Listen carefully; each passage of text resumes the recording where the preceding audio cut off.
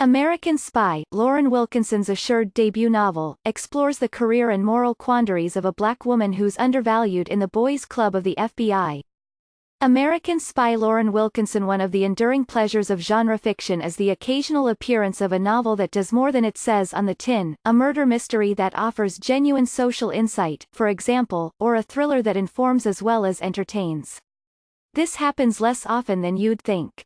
More usual is the genre novel offered by a literary heavyweight self-consciously paddling in shallow waters, doing the genre a favor by splashing about in it. They might imagine their heft as adding sparkle to the waves, but all too often there is, as Gertrude Stein said, no there, just a few borrowed accessories, and a misguided sense of entitlement.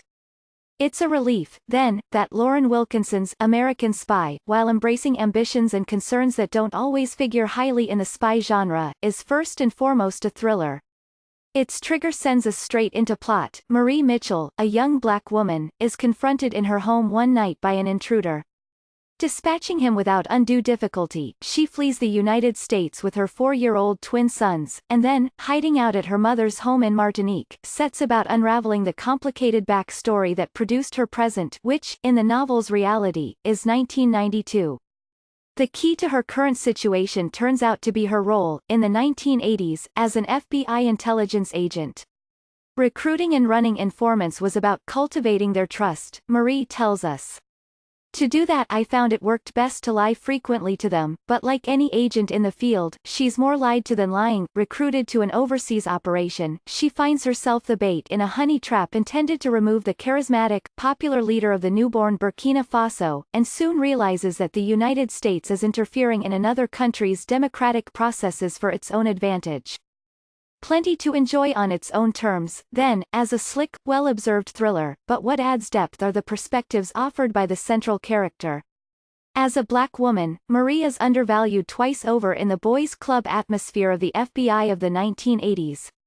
Spying is in her blood. Her grandmother, fair-skinned enough to pass for white, moved in and out of the New York places where Negroes were, gathering her intelligence on the world that white people inhabited, but her career choice remains morally problematic. Her mentor in the FBI had been one of a small handful of black special agents hired under J. Edgar Hoover's tenure, used almost exclusively to undermine civil rights activists. Her gender, too, puts barriers in her way. On being told, "We give female officers a hard time. We hold women to an unfair double standard," she says, hearing him explain it in theoretical terms when I'd lived it caused me a specific type of maddening anger. A Times national security reporter writes about that time the CIA tried to recruit me. More controversial, perhaps, is Marie's relationship with the revolutionary leader she is helping undermine. The novel is inspired by true events, and the man in question, with whom she falls in love, and who fathers her children, is Thomas Sankara, often referred to as Africa's Che Guevara. It's not unusual for a real-life figure like this to appear in fiction, but it might be pushing at the bounds of propriety to press gang him into parenthood. Then again, challenging boundaries is what brave fiction does, and Wilkinson proves confident enough to carry it off.